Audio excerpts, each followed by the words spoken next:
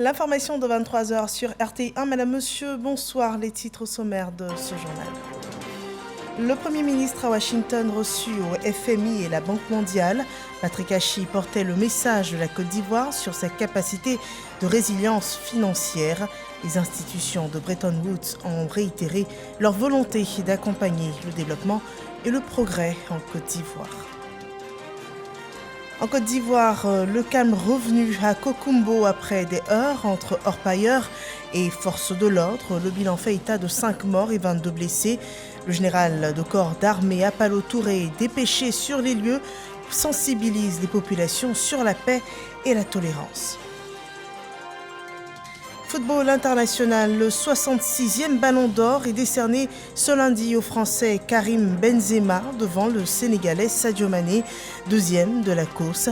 Pour la saison 2021-2022, Karim Benzema aura comptabilisé 27 buts en 32 matchs de la Liga. Bienvenue dans ce 23 heures. Le Premier ministre à Washington reçu au FMI et à la Banque mondiale avec le président du groupe de la Banque mondiale, David Palmas, et la directrice générale du Fonds monétaire international, Kristalina Georgieva. Les institutions de Bretton Woods réaffirment leur soutien à la Côte d'Ivoire et à la politique de développement du président de la République, Alassane Ouattara. Les échanges avec la directrice du FMI et le directeur de la Banque mondiale dans ce compte-rendu de Adama Koné et Adama Kéré.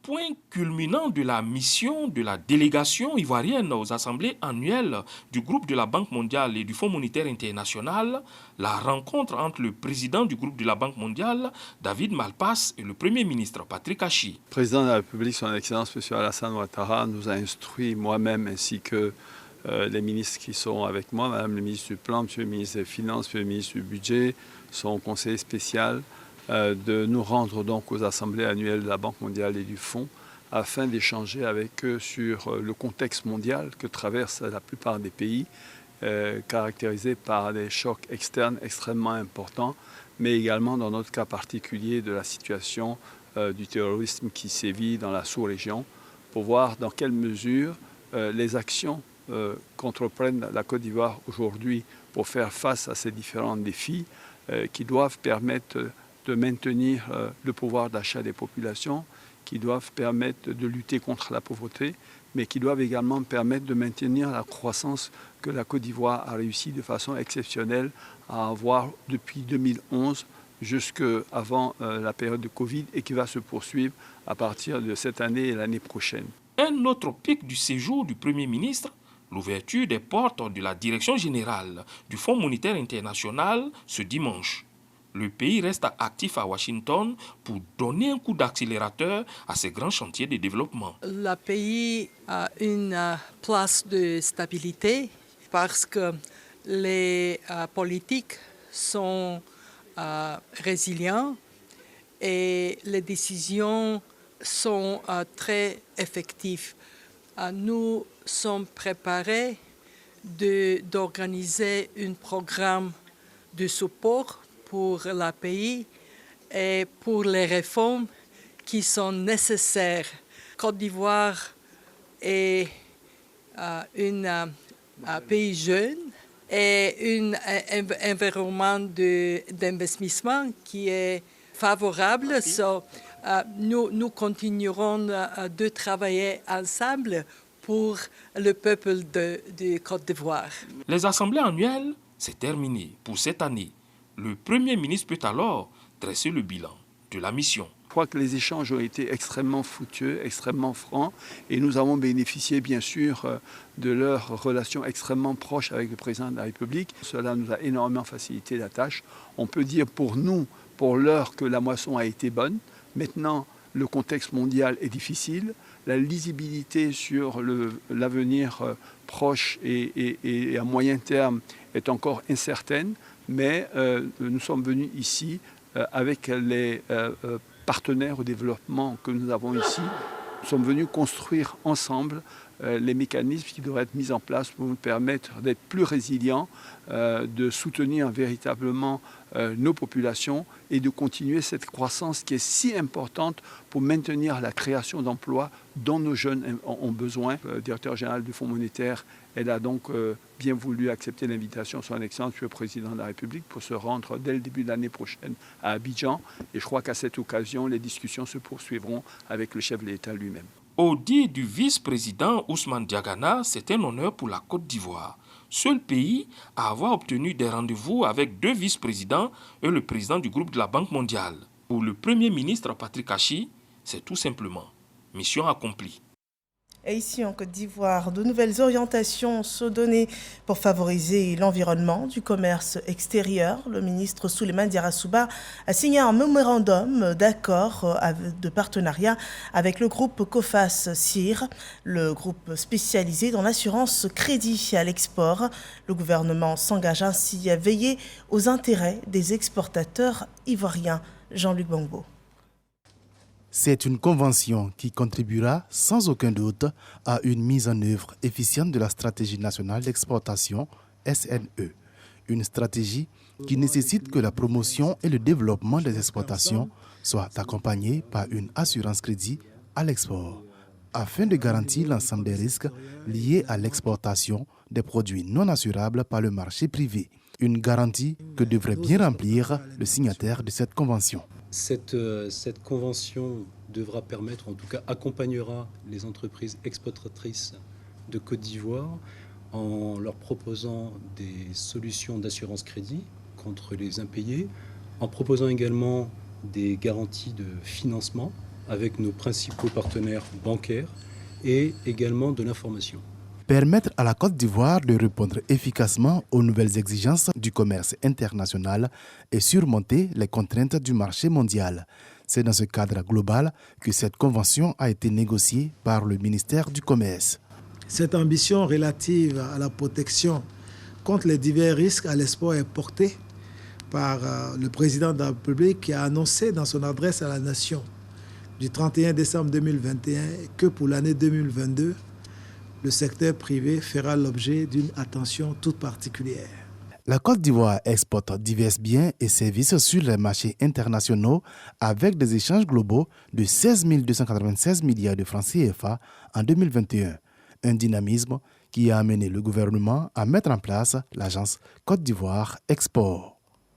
Au nord du pays, les plantations de coton souffrent des attaques de jacides ravageurs. Le ministre d'État, ministre de l'Agriculture et du Développement rural, a effectué une mission d'urgence afin de s'enquérir de la situation à Mississauga. Informé du désastre causé par les jacides sur le cotonnier dans le nord, le ministre d'État, ministre de l'Agriculture et du Développement durable, Adjumani Kwasi Kobena, a effectué une mission urgente ce lundi 17 octobre 2022 dans le département de Korogo, l'une des grandes zones productrices du coton, pour constater de visu les dégâts liés à l'attaque de ces insectes ravageurs. Il a également échangé avec les acteurs de la filière coton de la région du Poro. Ces insectes provoquent l'assèchement des cotonniers. Ils s'attaquent également aux cultures vivrières. Nous avons même estimé à 30%, mais on se rend compte que la perte va être au-delà des 30%. Il y a eu donc cette catastrophe que les plantations ont été abandonnées. Si c'était seulement sur le coton, peut-être on avait dit que nous, on peut s'entretenir un peu. Mais ça a pris tous les vivriers. Depuis le mois de juin dernier, le bassin cotonnier comprenant les régions de Bagoué, Poro, Tchologo, Béré, Gbeke, Kabadougou et Bafing subit des attaques de jacides. Cette situation fait peser de graves menaces sur la production cotonnière de cette année et sur les revenus des acteurs de la chaîne de valeur. Aujourd'hui, on doit constater que cette estimation est en deçà de la réalité de terrain. Au jour d'aujourd'hui, nous avons demandé à chaque société cotonnière de nous faire le point donc des dégâts dans sa sphère de compétences. Les sociétés cotonnières sont donc au travail. Dans l'immédiat, les producteurs demandent aux autorités une aide pour rembourser les crédits de la campagne 2022-2023 et surtout pour subvenir à leurs besoins. C'est vraiment une catastrophe pour nous. On interpelle le gouvernement, bien vrai, toutes ces années, il nous a aidés, c'est une honte. Mais la main qui est coupée ne peut pas se cacher. Donc on est obligé d'aller vers lui en sachant que c'est lui qui peut nous sauver. Face à la détresse des 105 000 producteurs de coton que compte le pays, le ministre d'État Adjumani Kwasi Kobena a promis rendre compte fidèlement au chef de l'État Alassane Ouattara en vue des solutions idoines. Quand l'or blanc est attaqué, ce sont les populations qui s'en trouveront lésées. Donc le président, le premier ministre, nous ont demandé de venir soutenir donc ces populations en détresse.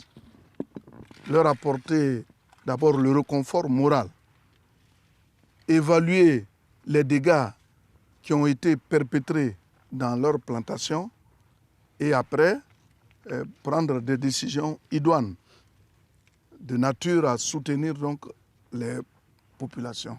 Mais ce n'est pas seulement la Côte d'Ivoire qui est attaquée.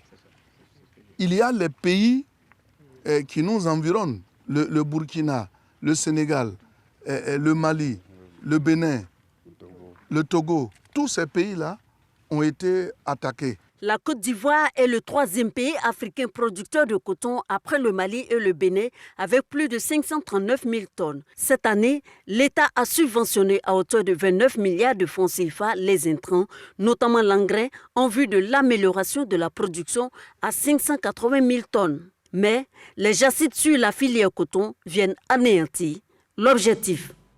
Et nous parlons à présent de sécurité. Pour cela, partons à Kokumbo, où des heurts entre orpailleurs et forces de l'ordre ont fait 5 morts et 22 blessés la semaine dernière. Le gouvernement appelle à l'apaisement et le général de corps d'armée Alexandre Apalo-Touré a été désigné pour inviter les populations à tourner le dos à la violence sous toutes ses formes. Le reportage de Kader Sokodogo. 5 morts, 22 blessés, dont 6 gendarmes et 4 agents des eaux et forêts. C'est le bilan des affrontements entre forces de défense et de sécurité et orpailleurs clandestins soutenus par une frange de la population à Kokumbo dans la région du Bélier. Le groupement spécial de lutte contre l'orpaillage illégal en mission de démantèlement allait être pris à partie. La suite, on la connaît. Le ministre d'État, ministre de la Défense, Téné Birahima Ouattara, qui accorde un point d'honneur à la paix et à la cohésion entre forces de l'ordre et population civile, a dépêché le commandant supérieur de la gendarmerie nationale sur les lieux. Le général de corps d'armée Alexandre Apalo-Touré y va avec de la méthode. Chez nous, quand quelqu'un pleure, on l'aide à pleurer, mais on n'en rajoute pas. Je vous adresse donc dans un premier temps toutes mes condoléances au nom du ministre d'État, ministre de la Défense, mon chef hiérarchique. L'orpaillage illégal, un drame pour nos régions. Même celui qui vient détruire ta terre, quand on veut le chasser, toi tu viens le soutenir pour combattre les forces de l'ordre. Quand ta terre, on va finir de la détruire, lui il rentrera d'où il est venu. Et toi, tes enfants et petits-enfants, et arrière-petits-enfants, dans quelques années, il n'y a plus de terre. Il n'y a plus de chasse. Parce que les trous que les gens creusent là, les chasseurs vont tomber dedans et ils vont mourir. Puisque quand ils creusent, ils ne ferment pas. Les eaux sont gâtées partout dans le pays. Parfois, ils utilisent du poison. Nous, quand on était petits, dans les champs là, c'est l'eau de rivière, tu prends ton bidon, machin. Mais maintenant, là, si tu continues de faire ça, tu vas mourir. Parce que toutes les eaux sont gâtées. Quand vous faites ça, vous participez à la destruction de l'avenir de vos enfants. Les populations de Kokumbo, sensibles à la démarche du ministre d'État, ministre de la Défense, ont pris l'engagement de bannir l'orpaillage illégal. Elles ont émis des vœux, notamment l'ouverture d'une brigade de gendarmerie. Un bâtiment offert par le conseil régional du Bélier a été visité. Avant de quitter Kokumbo, le général de corps d'armée, Alexandre Apalo-Touré, a rendu visite à la Reine-Mère. Et nous intéressons à présent à la ronde sociale du ministre de l'Emploi et de la Protection sociale. À l'étape de Bingerville, les artisans ont été sensibilisés sur le régime social des travailleurs indépendants. Plus de détails dans ce reportage de Frédéric Oulaï et Sidonie Davila. Orphelinat de Bingerville, les artisans ont répondu massivement à l'appel du ministre de l'Emploi et de la Protection sociale. Ces travailleurs indépendants constituent 90% du tissu économique, mais demeurent encore dans l'informel. Face à ces derniers, le ministre Adama Kamara explique les dispositions de la protection sociale. Dans ce régime social des travailleurs indépendants, vous avez les deux types de régimes. Vous avez le régime de base et vous avez le régime complémentaire. Le montant minimum pour pouvoir adhérer, c'est 30 000 francs. Le montant minimum pour pouvoir avoir le régime de base, c'est entre 30 000 et 180 000 francs. Au-delà de 180 000 francs, le surplus, vous rentrez dans le régime complémentaire. Mais la couverture maladie universelle est la réponse structurelle, comme le régime social des travailleurs indépendants, comme la retraite complémentaire par capitalisation pour les fonctionnaires et agents de l'État, est pour régler les problèmes sociaux des travailleurs. La mise en œuvre du régime social des travailleurs indépendants confère désormais des droits et avantages aux artisans.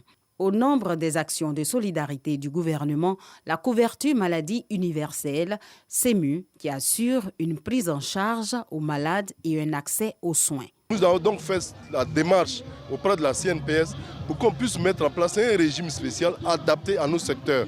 Ces choses faites aujourd'hui, ça vient combler un vide. Cette rencontre sous fond de sensibilisation est l'opportunité pour le ministre de l'Emploi et de la Protection sociale de lancer la ronde sociale, laquelle ronde entend faire la promotion des acquis en Côte d'Ivoire. Selon le ministre Adama Kamara, l'assurance maladie universelle est le fruit de la croissance des actions gouvernementales. À ce jour, plus de 3 millions de personnes sont enrôlées. Et à présent, partons à Yamoussoukro et faisons focus ce soir sur les actions menées au bénéfice de la jeunesse. Là-bas, 3 grands projets financés par le PGDEC, le C2D ou encore Bioyam, un projet de transformation de déchets en compost fait le bonheur de la jeunesse. Les bénéficiaires de ces projets affichent fièrement leur ascension sociale. Nous en parlons dans ce dossier réalisé par Eugène Toubé. Elle avait rêvé d'une carrière de docteur vétérinaire après son bac à série D obtenu à Bouaké. Aujourd'hui, Huguette Moklo est propriétaire d'une pâtisserie installée au quartier Cocrénou. Autour d'elle, 5 employés qu'elle a formés et qui font tourner l'entreprise qu'elle dirige. Je suis installée à mon propre compte, je suis autonome, j'arrive à me prendre en charge moi-même. Et aujourd'hui, grâce au projet PGD, je peux dire que tout va bien. L'entreprise est petite. Les équipements même ne répondent plus aux commandes. Aujourd'hui, on veut agrandir l'entreprise. L'ex-étudiante de l'université d'Abobo Adjamé fait partie des bénéficiaires du PGDEC 2 dans le district autonome de Yamoussoukro. Un projet du gouvernement ivoirien financé par la Banque mondiale et piloté par le ministère en charge de la jeunesse et de son insertion professionnelle via l'agence Emploi Jeunes. Le PGDEC a une aubaine pour la jeunesse de Côte d'Ivoire et moyenne insertion socio-professionnelle de cette frange de la population dont une bonne partie n'a pas encore connaissance ou hésite toujours à s'y engager. Je n'ai jamais tenté. Tout ce que je connais, ils ont fait jusqu'à aujourd'hui, bon, il n'y a pas de suite. Mon ambition aujourd'hui, c'est d'avoir une pressing. Tout est dedans. Voilà. S'il y a eu aussi des soutiens aussi, ça peut m'arranger. C'est vrai, j'ai d'abord vu certaines personnes pour pouvoir me financer, mais bon, qui n'ont pas voulu, et j'ai essayé de demander des informations concernant les banques pour pouvoir prendre un prêt, mais vu les conditions et tout ça, donc vraiment c'était difficile. Franchement, je ne savais pas qu'il y avait la structure Emploi Jeunes qui pouvait financer un tel projet. Ils sont pourtant nombreux, les jeunes du district autonome de Yamoussoukro, à bénéficier du PGDEC, notamment la phase 2, lancée en 2017 et achevée en 2022. Plus d'1,327 milliard de francs CFA au total ont été mobilisés pour financer 1320 jeunes. Au nombre de ceux-ci, ce jeune homme au quartier 227 qui a souhaité ne pas montrer son visage, pour des raisons qui lui sont propres. Nous l'appellerons Chico. Grâce à un financement de 500 000 francs CFA obtenu du PGDEC 2, il a ouvert un petit cybercafé qu'il a pu agrandir au fil du temps. jusqu'à ouvrir simultanément, grâce à sa bonne gestion de son entreprise, une cave et un commerce d'attiqués poissons, connu sous le nom de Garbadrom. Par la diversification de ses activités, Tchiko apparaît comme un modèle de réussite. Aujourd'hui, d'autres jeunes dans le district autonome de Yamoussoukro seront bénéficiaires de financement dans le cadre du C2D, toujours dans la droite ligne de la politique d'autonomisation de la jeunesse de Yamoussoukro, selon la vision du ministre-gouverneur Augustin Thiam.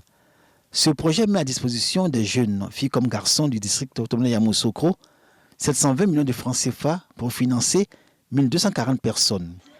Déjà sélectionnés, ces futurs bénéficiaires ont déjà suivi une formation sur mesure portant sur l'entrepreneuriat. Reste maintenant à chacun de ces bénéficiaires d'ouvrir un compte au sein de la microfinance partenaire et y déposer son apport initial. On finance les activités dans tous les domaines, pourvu que ce soit une activité légale qui corresponde à nos analyses d'opportunités économiques. Le ministre-gouverneur intervient pour aller ce projet. On a étudié toutes les radios locales pour ce projet. Toutes les autorités préfectorales sont intéressées. On se déplace dans toutes les localités sous la présidence des sous-préfets pour parler de ce projet. Le projet de compostage de jacinthes d'eau et d'ordures ménagères dans le district autonome de Yamoussoukro, Bioyam, est également opportunité d'emploi pour la jeunesse de cette aire géographique. C'est dans le village de Tumbokro, à une dizaine de kilomètres de Yamoussoukro, que sera construite cette usine de fabrication d'engrais bio produits à partir de la végétation aquatique qui enlaidissent les lacs de Yamoussoukro, Tumbokro et Kossou, ainsi que divers déchets agricoles industriels. Pour ce qui est de la production même du bioengrais, dans la logistique même, pour la collecte de la biomasse, on fera recours aux jeunes qui vont nous aider par une première transformation via des usines de pré-compostage que nous allons essayer de mettre autour de la ville de Yamoussoukro. Ils auront les stations gratuitement, ils auront la formation, ils vont faire le pré-compostage. Et quand ils vont faire cette première transformation, ils vont venir vendre à l'usine. Dans le modèle de la pré-collecte à la collecte jusqu'à l'usine de pré-compostage, on pense à près de 200-300 personnes.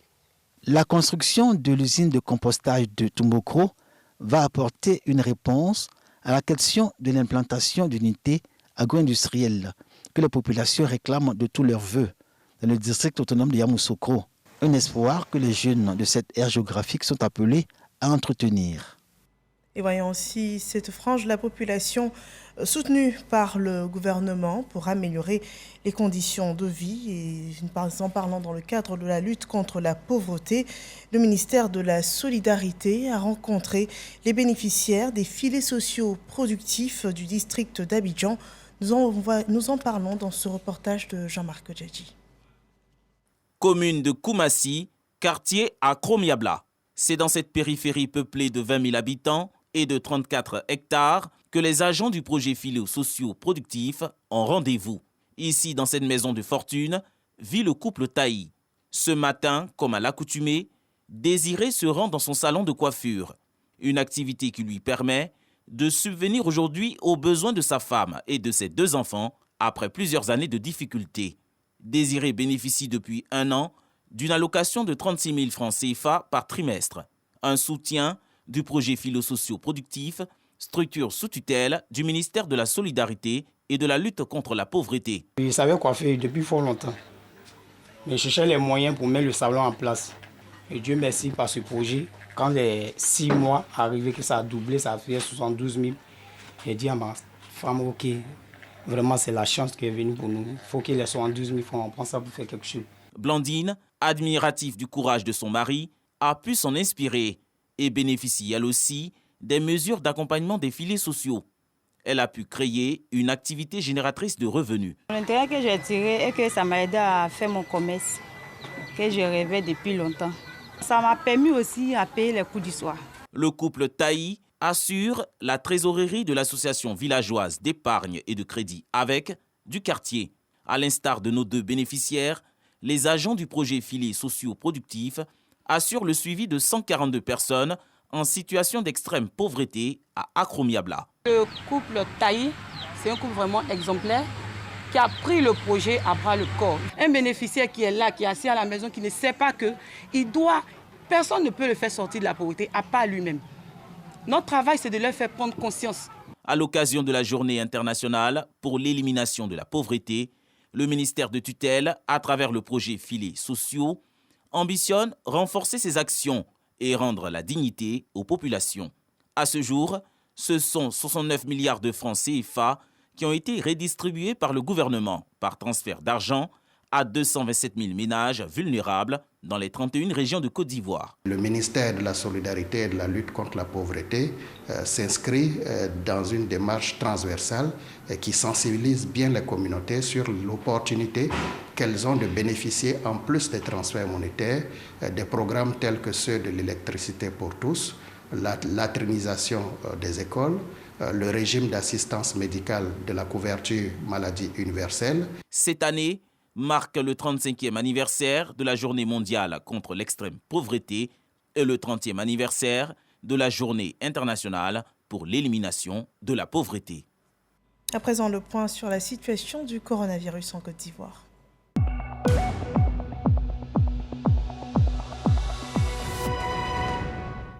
Quatre nouveaux cas de Covid-19 sont annoncés pour ce 17 octobre. Également 31 nouvelles guérisons. Et à cette date, le pays compte encore 55 cas actifs déclarés pour un total au niveau de la campagne vaccinale de 20 476 755 doses de vaccins administrées depuis le 1er mars 2021 en Côte d'Ivoire. Dans l'actualité politique, le mouvement Action 2020 a installé la coordination de Paris et banlieue. C'est le mouvement politique du RHDP. Une installation faite en présence des responsables politiques du RHDP de la ville de Paris. Le commentaire de Assoutore Dagnogo. Le mouvement politique proche du RHDP, Action 2020, installe la coordination de Paris et banlieue. La coordination ainsi investie, occasion pour le président du mouvement national Action 2020 de réitérer son soutien au président de la République Alassane Ouattara. Mobilisé et engagé à défendre les couleurs du RHDP, pour Kader Fofana, l'heure de la mobilisation a sonné. Nous sommes ici à Paris parce que nous avons estimé qu'il était important que nous puissions élargir notre organisation. Mais avec les instructions de notre parti, il a été demandé à nos différents coordinateurs de se mettre à la disposition du secrétariat national en charge de la diaspora et des responsables politiques. Chers camarades, vous êtes en mission. Vous êtes en mission pour notre parti, dans le but d'agrandir notre parti. L'investiture du coordonnateur de Paris et banlieue était un grand moment de communion entre les membres et par extension tous les militants du RHDP de Paris et banlieue. Les responsables politiques RHDP ont répondu présent à cette rencontre qui est une première dans l'histoire des mouvements politiques proches du RHDP. La coordination Action 2020 de Paris et banlieue, dirigée par Sila Mamadou et ses membres, aura pour mission principale de mobiliser sans relâche, tout en s'appuyant sur la vision et les actions réalisées par le président de la République, Alassane Ouattara. Nous passons à l'actualité et à l'international. En Éthiopie, alors que l'ONU s'alarme d'une situation incontrôlable, le gouvernement réitère ce lundi sa volonté de négocier pour arriver à la paix. L'Union africaine a appelé à cesser immédiatement les hostilités. Le gouvernement se dit contraint de prendre des mesures défensives pour protéger la souveraineté et l'intégrité territoriale du pays face aux attaques répétées des autorités rebelles du Tigré. En football international, Karim Benzema est le Ballon d'Or 2022. À 34 ans, l'attaquant du Real Madrid devient le 5e Français à être élu joueur de la planète. Le Benzema devient le premier Français à remporter le titre depuis Zinedine Zidane en 1998. Les chiffres le démontrent sur sa capacité à obtenir ce titre. 328 buts sous le maillot blanc du Real Madrid. Benzema occupe seul la 2e place des attaquants les plus prolifiques du Real, derrière Ronaldo devant Raoul, deux légendes du club. Et il est depuis mars 2022 le meilleur buteur français de l'histoire avec plus de 400 buts inscrits chez les professionnels devant Thierry Henry. Et avec la France, Benzema a inscrit 5 buts et une passe décisive en 7 matchs en 2021-2022, dont l'égalisation contre l'Espagne lors de la victoire en finale de la Ligue des Nations. Un titre mérité selon Sadio Mané, deuxième meilleur joueur du monde. Il a aussi reçu le prix Socrates 2022. Voilà, nous achevons ici ce journal. Merci de nous avoir suivis.